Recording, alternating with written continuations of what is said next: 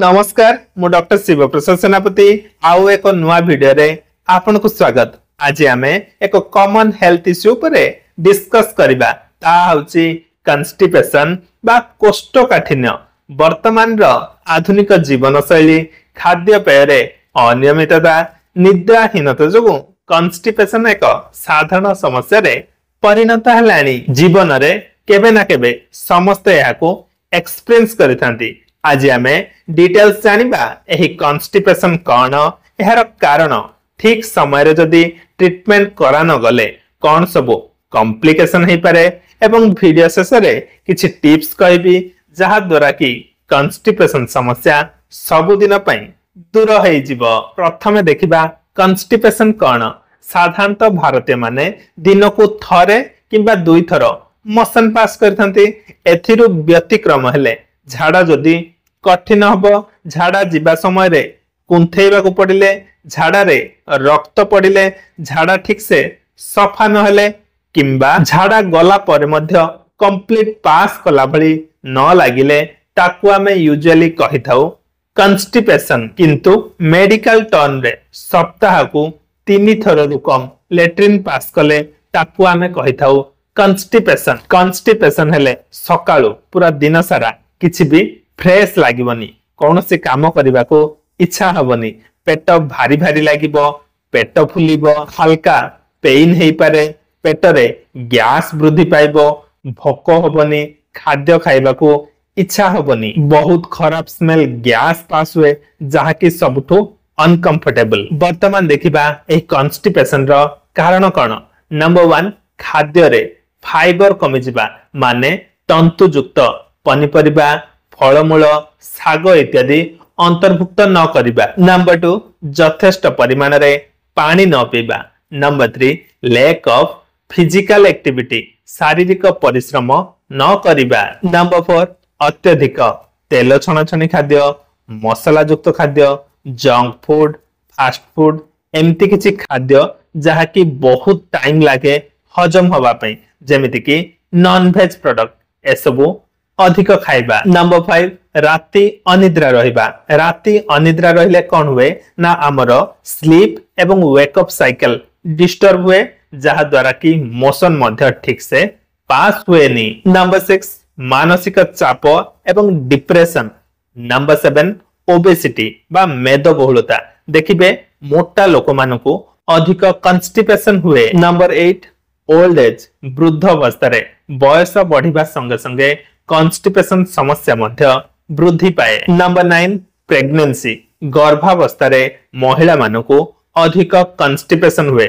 ओवरऑली जदि देखिबा हमें पुरुषों अपेक्षा महिला मानकु ही अधिक कन्स्टिपेशन हुए। नंबर 10 किछि अंडरलाइंग डिजीज जेमिति कि hypothyroidism, IBS, inflammatory bowel syndrome एवं डायबिटीज रोगी को अधिक कन्स्टिपेशन हुए। नंबर 11 लॉन्ग डिस्टेंस ट्रैवल रे मध्य कन्स्टिपेशन हुए। नंबर 12 किछि औषध रहिछि जेमिति कि पेन किलर, एंटासिड, एंटीसाइकोटिक जहा कि मानसिक रोगी को प्रेस्क्राइब करा जाए। ए सब मेडिसिन रो साइड इफेक्ट होछि कन्स्टिपेशन। नंबर 13 किछि कैंसर जेमिति कि खाद्य नली रो कैंसर, कोलन कैंसर ए सब जदी ग्रोथ करे रास्ता को अवरोध करे जहा द्वारा कि झाड़ा तळ को ठीक से पुश होई पारेनी एवं कन्स्टिपेशन होई थाए। कन्स्टिपेशन एक छोटिया प्रॉब्लम एवं सहज रे भलो होई परिबो, किंतु जदी एहा को सठिक समय रे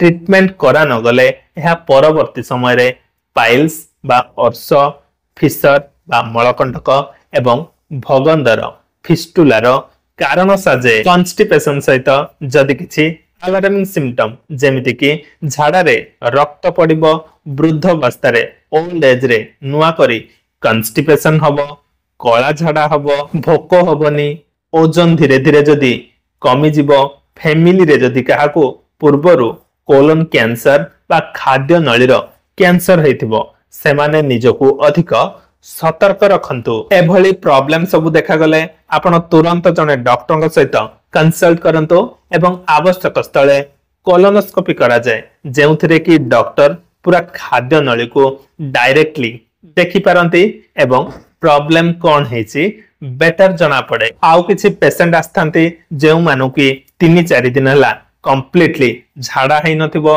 पेट पूरा फुली जाइथिबो, छुइले बहुत हार्ड लागिबो, पेट बहुत पेन हबो, बेले बेले बांती होतबो।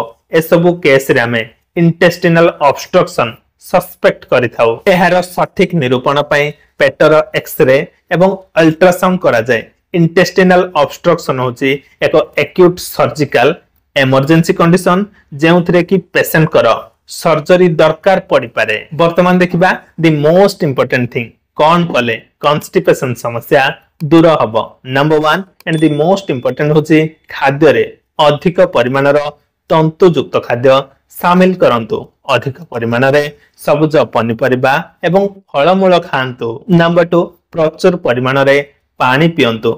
यथेष्ट पानी पीवा द्वारा खाद्य भलसे हजम होई परिबो, खाद्य नली ठीक से चल प्रचल करि परिबो, जहा द्वारा कि कॉन्स्टिपेशन समस्या मध्य दूरेई जीवो। नंबर 3 नियमित किछि ना किछि एक्सरसाइज करंतु। Number 4 junk food, fast food, अधिक परिमाण रे तेल मसला युक्त खाद्य, नॉन वेज प्रोडक्ट जहा कि डाइजेशन हबाको अधिक समय लागे से सबु खाद्य ठारो दूरेई रहंतु। नंबर 5 खरा दिन रे बेल पना पियंतु। बेल रे गुड अमाउंट रो फाइबर रहिछि। उषुना भात खाइबा बेटर काहेकि ना अरुआ भात टिके कॉन्स्टिपेशन कराए। अमृत भंडा कॉन्स्टिपेशन रोगी पई बहुत भलो काम करे। कंचा अमृत भंडार संतुला खाई परिबे किंबा पाचिला अमृत भंडा डायरेक्टली चोबई खाई परिबे। जे कौन सी फल खाइबा समय रे ध्यान देबे कि जदि चोपा सहित फल खिया जाई परिबो देन विथ चोपा खांतु, कारण चोपा रे ही अधिक परिमाणर फाइबर रही थाए। नंबर 6 राति रे सोइबा समय रे गोटे ग्लास उषुम क्षीर पियंतु एवं सकाळु उठिला परे गोटे 2 ग्लास उषुम पानी पियंतु, जहा द्वारा कि झाड़ा परिष्कार हबो। नंबर 7 आयुर्वेद शास्त्र अनुसार कॉन्स्टिपेशन रोगी त्रिफला चूर्ण बहुत उपादेय। केमिति यूज करिवे ना संध्या समय रे गोटे चामच त्रिफला पाउडर को गोटे ग्लास पानी रे भिजई रखंतु एवं सोइबा समय रे एही पानी पियंतु, जहा द्वारा कि झाड़ा परिष्कार हबो। नंबर 8 कॉन्स्टिपेशन दूर करिबारे इसाबगोल बा भूसीर भूमिका मध्य गुरुत्वपूर्ण। केमिति यूज करिवे ना संध्या समय रे गोटे 2 चामच भूसी को गोटे ग्लास पानी रे भिजई रखंतु एवं राति रे सोइबा समय रे एही बोतुरा भूसी को पी कि सुअंतु, जहा द्वारा कि मोशन सफा हबो। नंबर 9 झाड़ा सफा हबा पे एलोपैथिक ट्रीटमेंट रे लैक्टुलोज सिरप किंबा लैक्टुलोज रो टैबलेट दिया जाए। राति रे सोइबा समय रे 20 रु 30 ml लैक्टुलोज सिरप गोटे ग्लास पानी सहित नहीं पारिबे। आशा करूची आज रे भिडियोटी आपनको भल लागिथिबो। मो भिडियोटी भल लागिथिले लाइक करंतु, आपनको सांग साथी मध्य रे शेयर करंतु एवं मो चैनल डॉक्टर सेनापति को सब्सक्राइब करंतु। देखा हबो आउ एक हेल्दी एवं इन्फॉर्मेटिव वीडियो रे। रहिली नमस्कार।